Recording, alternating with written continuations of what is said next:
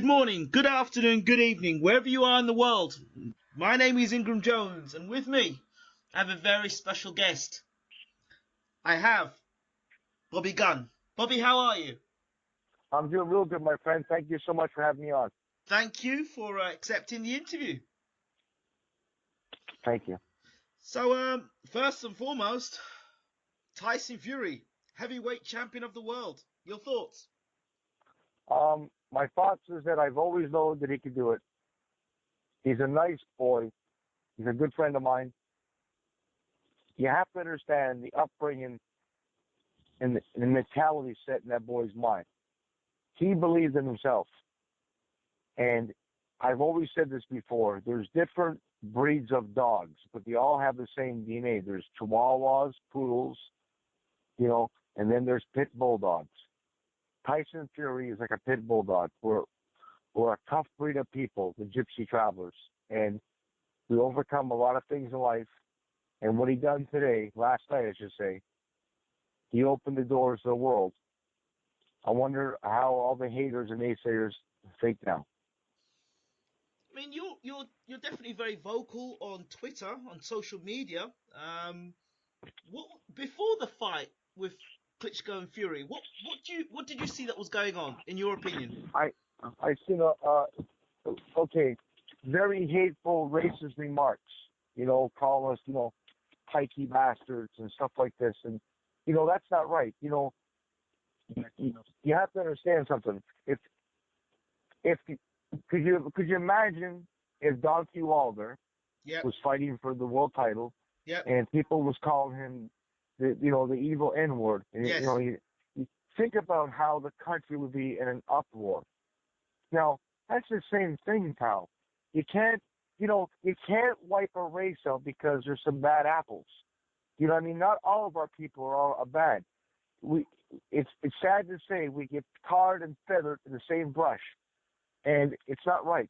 But I would like to say this to all the people in England that won't let the travelers into the restaurants, won't let them in campsites, won't serve them. How about not too long ago they wouldn't let the little traveler woman into the priest come out and stop him coming into his own church? How does the Queen of England today think about that a British citizen is a world heavyweight champion and he's a gypsy traveler man? Wow, I mean, the traveling community does get a lot of stick, a lot of stick. And you can't tar everybody with the same brush, because there are people that are non-travelers that are just as bad as people that are, that are travelers. That it's about character, not names, characters. People's characters that matter. That's it. That's all it's about, my brother. And here's the deal. Yes, there's good and bad in all races all over the world, okay? But you can't wipe them all off. You can't ban them. You can't put a stop to them because a group of people does something. That ain't the way. Tyson Fury and his family are the nicest people in the world. They would take their shirt off the back and give it to somebody, and they do so much that people don't even know for people. And last night, God shed his grace down, and he gave that wee boy a world heavyweight title, my pal. And I'm so happy for him, and I'm so happy for his family. He did something. He made a statement for our people all over the world. And, there's been traveler champions in the past, like myself and, Davey and Matthew Hilton, the Scottish travelers from Canada, and you got Andy Lee. But something, last night was just a little something different, just because for some reason that boy was a poster boy for being persecuted and ridiculed by evil haters and trolls on Twitter. And the truth is, he overcome it, and he give God the glory. How much more can you get in that? Giving God the glory, it's that's awesome, isn't it? It's a sort of thing. I mean, like, it's the Rocky story within the traveling community, wouldn't you say? 100% it is. 100% it is. But he just got told he's having another little baby the day of the fight. He's got 2 little beautiful babies. His uncle passed away a year ago, and his father was in the ring with him, and his uncle Peter, who did such a great job preparing him. Mick Hennessy, the promotion, who got him there, and they stood faith together. But if you just seen, if people would take their time as they do the right, hateful, evil things, if they would just take that same time and effort to say, God bless you. If you don't like somebody, don't say nothing. Take that same effort and apply it to nothing. They might be blessed more in their life. They might achieve their goals. It's the jealousy and hatred that holds a man back from achieving great things. And unfortunately, this is the problem with the world today. It ain't just professional boxing. It's everything. Business, you're a car salesman, if you work in a 9-to-5 job, there's hateful, jealous people all over the world. This should be an eye-opening to show people great things can happen if you have a good heart. Now, if you, after having all those hateful things said about you, became world heavyweight champion, Bobby, how would you respond to the media who'd outcast you and people that had outcast you? How would you respond now in this position if you were Tyson Fury? Well, I have to respond what Jesus would say. Forgive them, for they do not know what they do. You got to pray for them. I've been ridiculed, my brother. I have a couple of trolls that are stalkers, and I can't mention their names for legal purposes because we had to file lawsuits against them. I've been ridiculed. I get to the point where my little wife and my little girl, my son's been talked bad about on Twitter and Facebook. And you look at it as a man, only a cowardly bastard would do something like that. The lowest form of humanity would lash out and talk bad about a man's family. And it happens all the time. And you have to pray for them because, believe me, this is what they don't understand, yeah? And this is the best part of it all. And maybe they might realize. When all that negativity comes against you and people pray and talk bad about you, don't they understand that God is only going to bless you even more? He's going to give you even more. And what he does, he feeds them back their own hate with a long spoon. And guess what, brother? Today, they're eating all their shit. Oh, they are. Because that boy did it. And he did it for Ireland. He did it for England. He did it for the travelers, the gypsies, all of the world, Scottish, English, and Irish, all of us. When he won, we all won. And he did it for the settled people. That's the most important thing you don't understand. He did it for the nation. Let's see how they give him respect now. I'm living in Ireland at the moment, and I know there's quite a bit of the travelling community that I know I'm pretty close with, and they always come to me and ask me on my opinion. What do you think of this fight of Tyson? You think he'll do it? I said he'll do it. He'll do it. He'll make you guys proud. And I just look forward to that. I'm gonna, go into town. I'll see a lot of them, and there's gonna be a big embrace for sure. There's gonna be a lot of celebration because, I've seen. Unfortunately, my brother, I got to tell you the truth. And the Furies know I'm a man's man. I tell it the way it is. You know that, Bobby Gunn. When I speak, I tell the way it is. There was a lot of travelers that had a lot to say about this boy. Okay. And I got to tell the truth. A lot of, God forgive me, deadbeats amongst their own people that wouldn't give this boy proper due respect. And it wasn't just the settled people, a lot of our own people. And how do you like him now? That's what I got to say to you all, because everyone knows who they are. He did it. Yeah, I said he would do it. I said, have faith, he'll do it. It's his time. And I tell you, to me, I tell you what it was. I mean, I've been talking to the Fury since 2013. I spoke to Peter Fury when really nobody knew really who Peter Fury was. He'd just taken over from, I think it was the Canadian trainer after the Pychik fight. And I wanted to know who he was. Yeah, I wanted to know who he was. And we spoke, and from 2013, I just built really a sweet relationship with Peter. Open door policy. Anytime I wanted to interview, we'd talk, and it stopped being an interview. It just became a conversation between two people. Met him in person, great family man. I've got not a bad word to say about any of the Furies. They've always been welcoming, very loving, very respectful. And you know what makes Peter Fury a great trainer? Mm-hmm.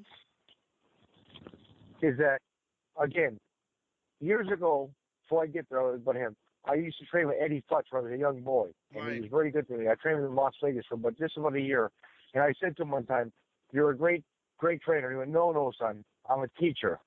There's thousands of trainers." And Peter Fury is a teacher. I want to rephrase that. Not better, he's a teacher of the art. What makes him so great is that he applies calisthenics. He pushes them boys to the limit. He gets circulated. Think about that. Tyson Fury was not even breathing. See, nobody's talking about that. Okay, when you want to slice or dice that fight, Tyson Fury could have fought 20 rounds. He wasn't breathing. Peter Fury made sure that young man was in the best condition, and that's 90% of professional boxing. You know, it's like I always said, when you do your road work, you got to run and you got to sprint. You don't fight like you jog, do you? You know what I mean? You don't fight like you walk. You got to push yourself to the max. And that's what Peter Fury does. That's what makes him special. And to be honest with you, I wish I was around him. He could work on my boy Bobby. I really do. I really an ultimate goal sometime to go over my boy and work with him. I think he's a great teacher of the sport. Absolutely. And you know, I hope he gets Trainer of the Year. I hope he gets acknowledgement now that he's one of the best in the world, because now he's taken a fighter to the World Heavyweight Championship and beat the best heavyweight considered in the world, which is Vladimir Klitschko. See, you just said something there. The most valuable point of this whole conversation. Remember that. He's taken him there. Freddie Roach, great trainer. But Freddie Roach gets the finished product. Remember this, the finished product. These guys manufacture. These guys are already finished fighters. How many times have you seen somebody like Peter take a guy up and get him there? It's very rare.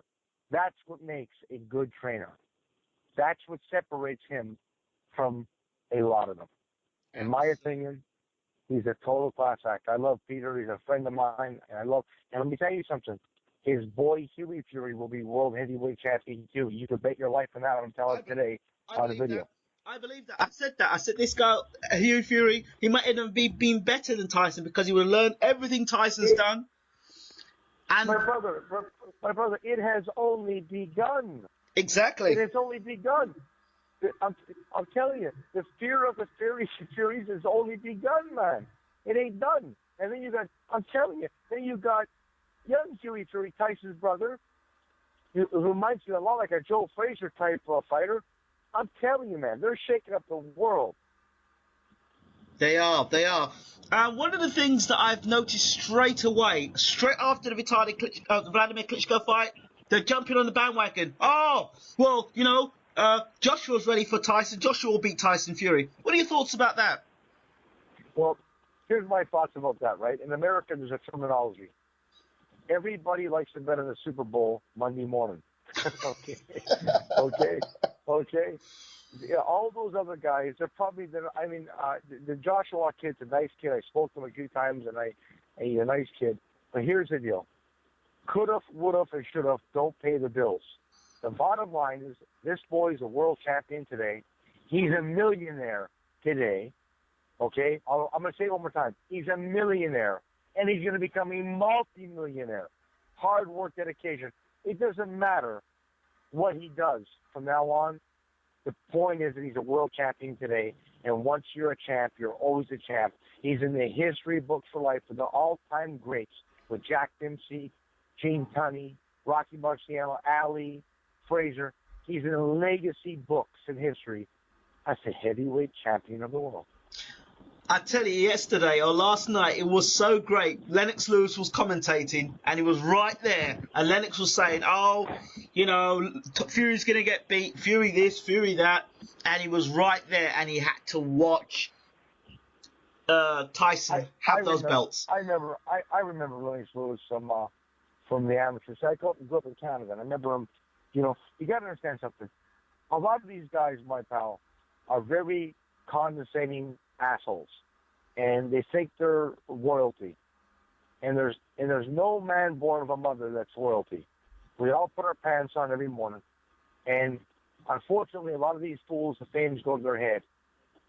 And Lennox Lewis is a little bit too full of himself. Mm-hmm. The bottom line is, a lot of these guys can't live with the fact that it's this boy's time. See, understand something.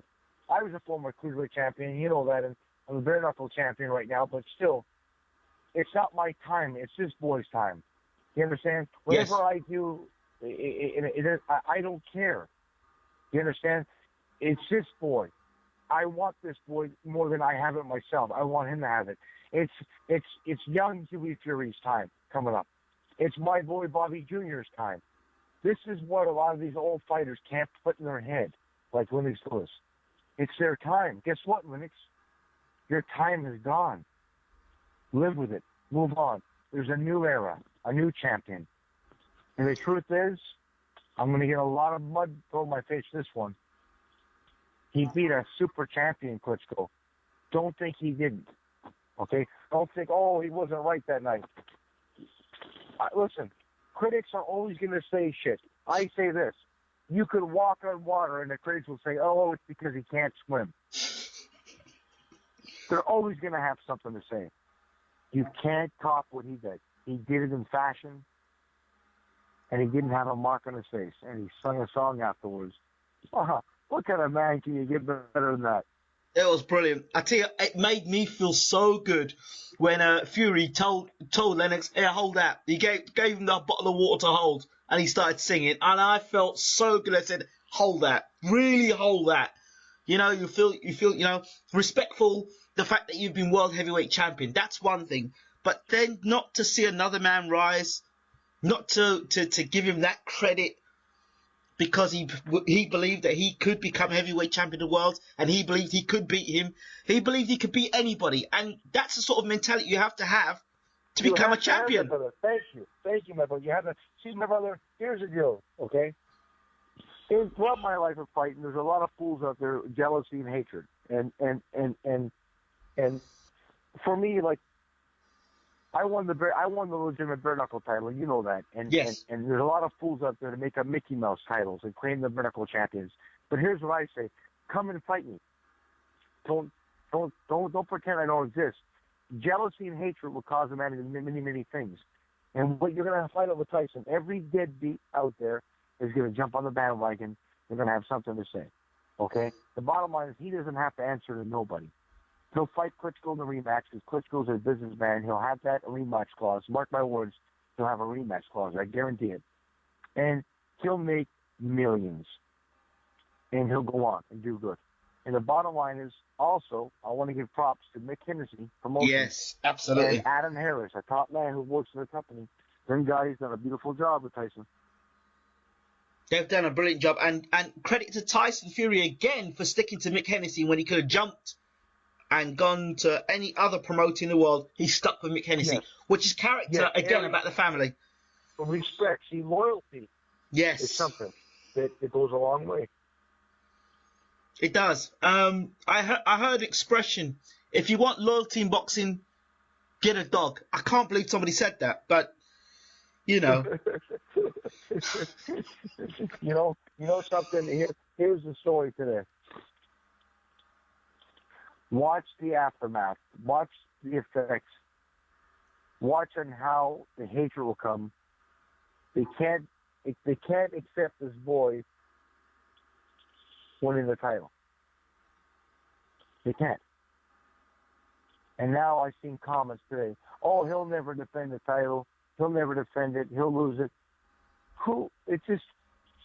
Listen, critics are like arseholes. Everybody's got one. Absolutely. So, and the bottom line is, there's two kinds of people in the world: the people that talk about it, and people that do it. Yeah. Tyson Fury did it. Did it. The trolls behind Twitter only tweet about it. Absolutely. So, Bobby, let's talk about yourself. Let's talk about your son first and foremost. Give us a little bit more information about what your son's doing at the moment. Well, my boy is 19 years old. Excuse me. He's a junior middleweight. He's undefeated in 5 professional fights. Right. 4 knockouts. He's a youth world champion. He's had a very aggravating year. 1 year inactivity. People say, what's he doing? He's had now 8 fights that have fallen through this year. And I don't mean fall through.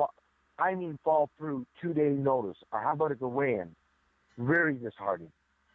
And we're looking to put him on the 8th of December and 11th of December. That's the reason why I couldn't be in Germany for Tyson, because my boy's training right now. Right. Well, that's what we're looking to do.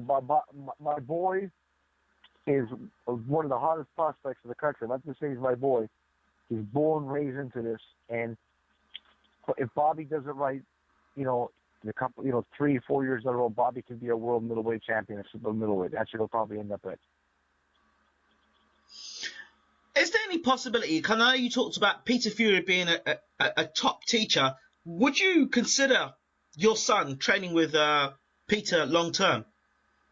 Listen, not only would I consider it, I would send Bobby over there with bags packed. Okay, I would love it, man, and take a little pressure off me. You know what I mean? No, definitely. Listen, I mean this. I work with my boy, and I couldn't think of a better man in the world that could work on my son than Peter Fury, and that's the God's truth I'm telling you today. Wow. So, why do you think these fights are falling through, Bobby? Well, it's boxing. Unfortunately, over here in America, there's a lot of, I got a big name over here, and it kind of, when they think of my son, these fools kind of think of me, and they don't understand. It gets the hype up. Bobby's a very big puncher. You have to understand this. He knocks a lot of guys out, and he knocks a lot of top fighters out in the gym, which is unheard of in sparring. And as you know, word of mouth spreads wild, and these guys get wind of it. And listen, the guys my boys fighting, there's no secret. They're just opponents. It's called building up your record. They shouldn't be like that, should they? They shouldn't. That's their job, to come and fight, and if they win, they win. If they lose, they lose. That's their job. But unfortunately, they're acting very silly. I mean, and every time these fights fall through, it costs me money, pal. I mean, I got to pay to get on these cards because you know the story. I mean, nobody gives you nothing for nothing. No, they don't.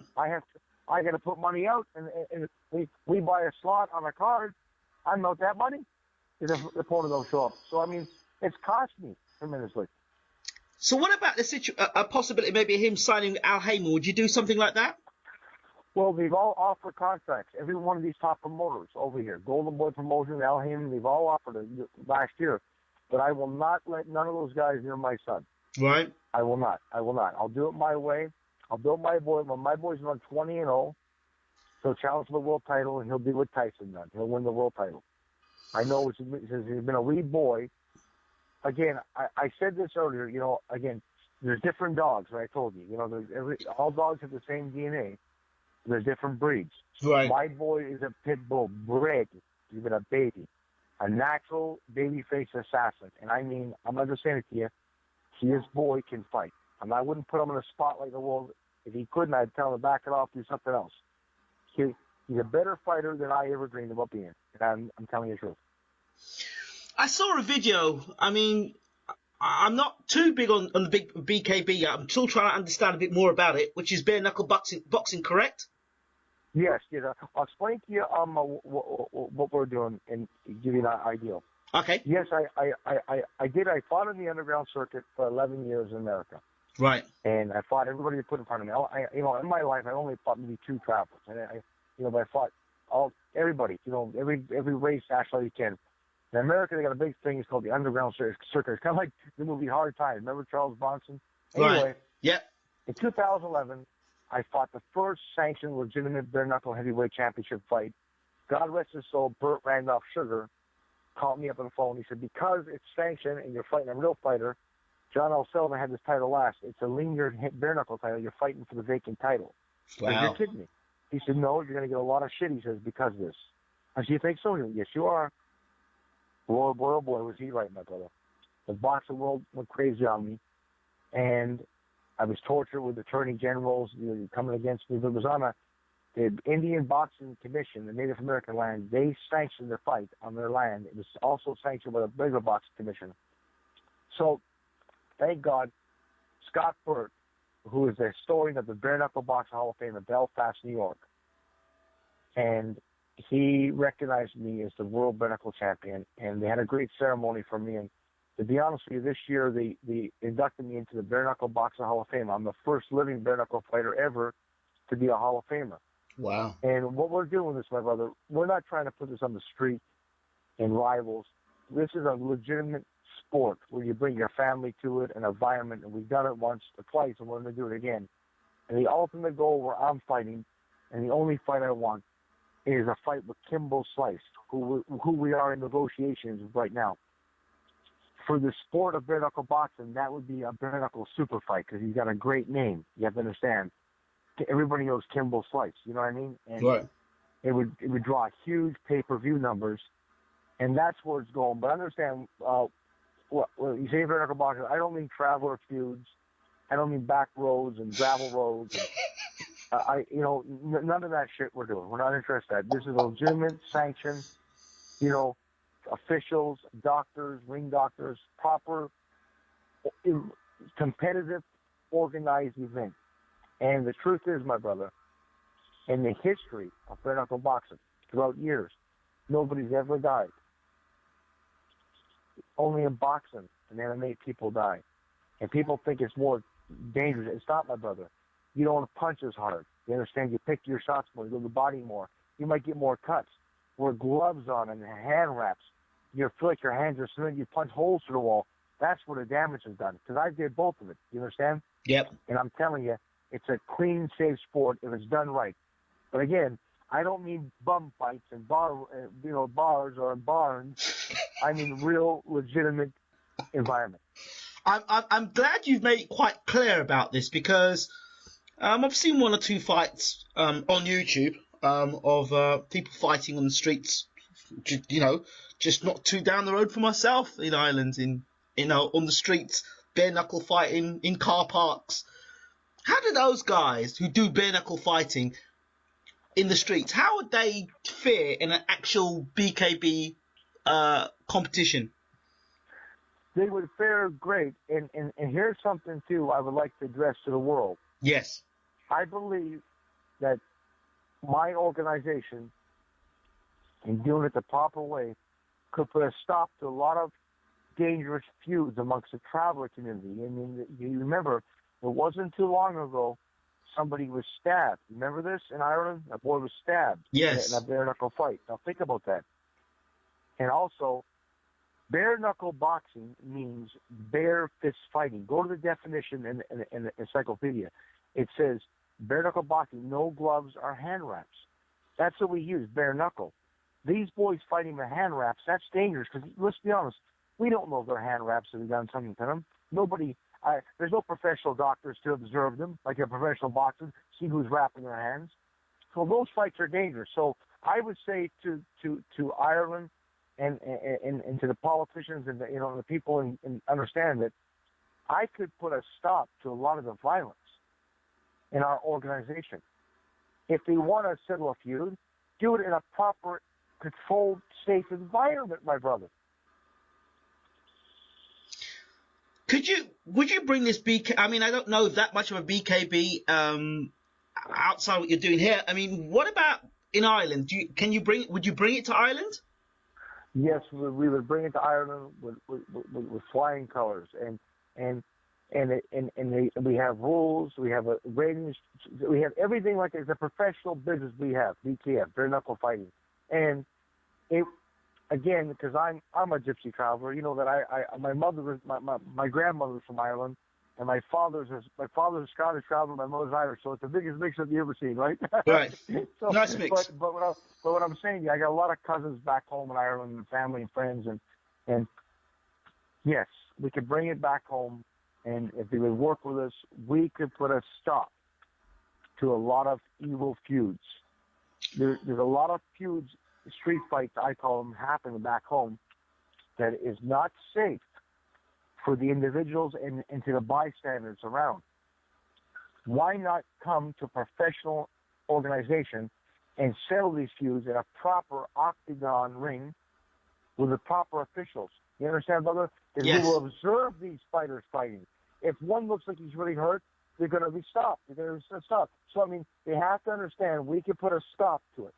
And we can make, and also give these boys an opportunity to make money. Give them a goal to achieve a professional bare knuckle boxing fighting. It would give them something to train for. How much television exposure does BKB boxing get? Well, over here, to be honest with you, I'm right now filming a major national television program. I can't say it, but it's owned by A&E Networks, one of the biggest networks in the world. And okay. And the exposure, I mean, last a year and a half ago, I was on Showtime's 60-Minute Sports. I don't know if you ever heard of that. It's a Yes, I huge, have. I huge, have. huge. I mean, it's unheard of. I mean, to be on, like, I mean, Manny Pacquiao wasn't on that. To be on that, it's unreal. And the exposure right now for bare knuckle boxing, right now, I'm the poster boy for it. And to be honest with you, I don't got much longer in it. My reign is coming to an end. I got about another year left. And I feel really good in my game right now for bare knuckle boxing. I would like to fight Kimbo Slice and then 100% put all my efforts in helping all these fighters all over the world. Sell people, travel people, all who want to get involved in bare knuckle fighting, give them an opportunity to be involved in something that could be a life-changing experience where they can make money at this sport. They can have a goal. A safe environment is the most important thing. And I wish the politicians and the people that high powers would maybe hear this interview and reach out to us, let them know that we can bring a legitimate sanctioned event to Ireland.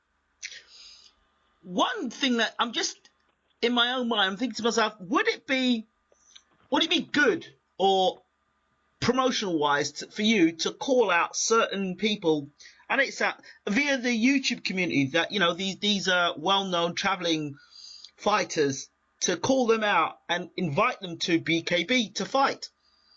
Would that work? Well, I mean, I'll be honest with you. I've been challenged in the past by certain traveler fighters, and as you know, this is, I don't got to tell you. I mean, everybody knows this. When you call a man out to fight, you got to go where that man is. Is that not that's the rules, right? That was written before I was born. That's how it goes, isn't it? Correct. Okay, you have to. So I've had a few, I call them fantasy challenges. Yeah. You know, when they call me out, okay, no problem. You want to come over and fight me, come to America, put your money up, I'll put my money up, winner takes all. And it never materialized. So now a few of them, I don't bother no more. I try to be friends with a few of them. There's always a few lunatics on YouTube that talk a lot of horse shit. But everybody in the world knows who Bobby Gunn is, and they know, and amongst all the travelers. All that I would say this year is that if they want to compete in the organization, and if they want to do it the right way, they all know how to get in touch with me. And believe it or not, brother, there's about 10 good traveler lads right now that are joining forces with us. I mean, top traveler lads that are joining forces with us in the professional bare knuckle boxing league. Wow. That's going to compete. And there's a major television network that is going to film all this. Wow, that's really, really good news. Bobby, how do people contact you? On my Twitter account. Yep. I'm not really good at what is it, the real Bobby Gunn at Twitter.com. I'm like a caveman, pal. No, you know, I'm looking it down my phone number. See, you don't have to give your telephone number, right? But you're not that much of a caveman, because I tell you something, there are a lot less known people that don't respond as quickly as you do, and you responded absolutely spot on. So when I tweeted you. Thank you, my friend. It means a lot to me. I got the Bobby Gunn Facebook page too, and Yep. The real Bobby Gunn, I think it is. And they can contact me on my Twitter. Like maybe you could give my Twitter to them, and then let them know. And like I said, I'm here. Everything I've done, I've bled, sweat, and I've shed tears, and I had heartbreaks, I had setbacks and hurdles. But listen, I do it all over again to give all these young men a better chance than I got. And I'm here now to help them all out. See, understand something. Not only do I want to make peace, I don't want to see the travelers fight. See, listen, a lot of these travelers, they go on the internet and they talk terrible, bad things. They say horrible, bad things about little children and women. That's not men, my brother. They shouldn't even bring families into it. If a man wants to fight, you pick up the phone and you make the fight happen. You don't make these videos call-outs. So that's like Comedy Central. That's horseshit. That's making a holy show of yourself. I'm here to help them. If they want to do it the right way and make good and be a part of the organization, fair play to them. I'll do anything I can for them. Bobby Gunn, thank you so much for talking to BAYLORIC TV. Thank you, my brother, and God bless you. You're a total class act, and anytime you need to come on, it means an honor to me, my friend. Thank you so much, brother. Thank you, God bless, brother. my brother. Thank you, brother.